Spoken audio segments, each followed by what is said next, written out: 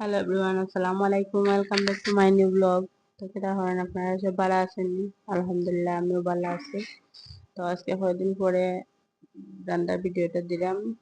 তো কয়েকদিন যাবত আমি যে ব্যস্ত আছিলাম, আর আমার বউ খুব অসুস্থ আছে, আমার প্যারালাইজ, ভর্তি আছে হসপিটাল।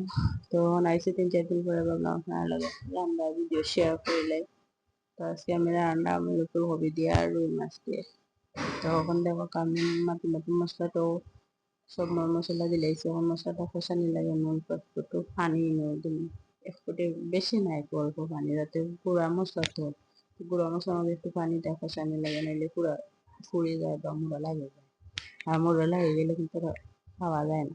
তখন দেখো কামা মশলাটা কষানি হয়ে গেছে, আমি এখানে ফুলকপি দিলাইছি। ফুলকপিটা কিন্তু ভালো থেকে লেগেছে আমি দিলাম।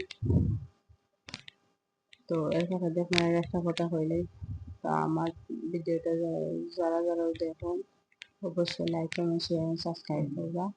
আর দেখো কারণ আমার মাটি মাটি হবে পয়সা নিয়ে গেছি, আমি অল্প একটু পানি দিচ্ছি, দেখো সেই নিচ্ছি ক্যামেরা দিয়েছি।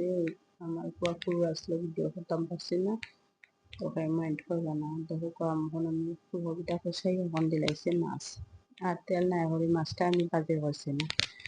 আর মাছটা বা কাওয়ার দিনে গেছে, ভাবছিলাম বাজে করবো, মাথায় হয়েছে মেরিনেট হয়ে, কিন্তু তেল নাই আর বাজে করতাম পারছি না।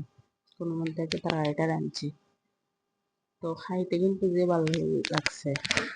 তখন আমি মাঝে মাঝে দেখো শিরাও দিলে, তখন আমার শিরাটা ফুটে উঠে গেলে 4-5 মিনিটের মতো চাল হয়ে গেলে আমার রান্নাটা কমপ্লিট। তো দেখো কত সুন্দর করে আমি কষাইছে, চিরাটা দিছে দিয়া দেখো আমার কত সুন্দর পাহাড়ে কালারটা আসছে। তখন আমি এখানে একটা টমেটো কাটিয়ে দিই।